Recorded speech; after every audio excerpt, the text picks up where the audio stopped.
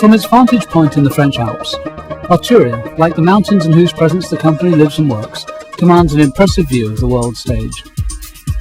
From the outset, Arturia has paid almost slavish attention to detail, yet never lost sight of the big picture, which is why this young company's roster of vintage instrument and musical environment emulations are certainly viewed as a cut above the rest all over the world.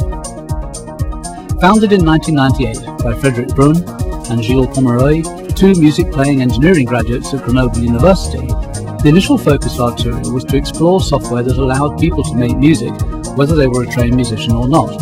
And at some stage we thought, okay, there is room today with the improvements in the computers, the CPU always growing, for a new type of software for musicians. And that was the start of Arturia. The inaugural product, in keeping with its name, created quite a storm. Arturia instantly won support from the French government agency ANVA for innovation and research. Storm's stylish presentation had instant world appeal, and it wasn't long before Arturia started working with UCLA on the university's Global Access Program for overseas companies. This project led to a keen understanding not only of American business, but also of American capabilities and interests in sound design and music recording products, and Arturia, with still only a handful of employees, made the commitment to exhibit at the 2000 Winter NAMM show in California. At NAMM, Arturia met some of the world's top sound designers, producers and musicians, many of whom still have ties to the company to this day. Music is universal, says Frédéric Brun, a statement borne out by the fact that Arturia currently employs sound designers from all over Europe and from USA and Japan. Although Storm has proved a popular and long-lived product, currently in its third revision, it was through the company's development of TAE, or True Analog Emulation, that really started to set it apart. Arturia was introduced to Bob Moog at the 2002 NAMM show, and from that initial meeting it took a full year of work on the TAE engine and its inaugural product, the Moog Modular V, until Bob felt it was ready for him to endorse, along the way making several valuable suggestions for modifications. Subsequently, Arturia has looked at several other classic analog synthesizers, including the ARC 2600, the Yamaha CS80, and the pinnacle of subtractive synthesis, the Minimoog.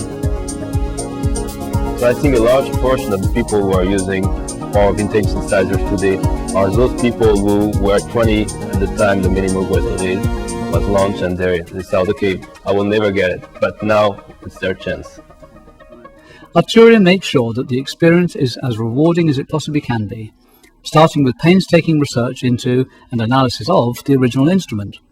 TAE is used to develop mathematical equations that will replicate the instrument's instability, its warmth, whatever idiosyncrasies were present in the original analog signal.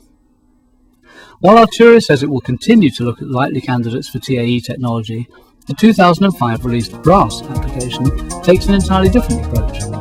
Because we see there is really an interest in physical modeling. This is really what gives expression, allows musicians to get really sensitivity whilst they're playing, real instruments. It's I think much more powerful than sample-based instruments. Using physical modeling techniques developed in conjunction with the prestigious French research institute IRCAM, Brass marks the beginning of a fascinating new chapter in the growth of this innovative company. What Arturia has done is making some kind of layer, some kind of mapping where we will take this very complex system and model from IRCAM, where you will have 150 parameters to tweak, and try to bring to the musician something he could really use, so something where he will have just what he needs to get expression. And the idea is really to get the best out of the instrument. You don't have to focus on learning the instrument like you will do with real instruments. You just get expression, you just get the top of the cream quite fast, I think, thanks to this system. Arturia has already accomplished a great deal in a few short years, but with the company's multi-technology software and hardware skills, this is clearly just the beginning.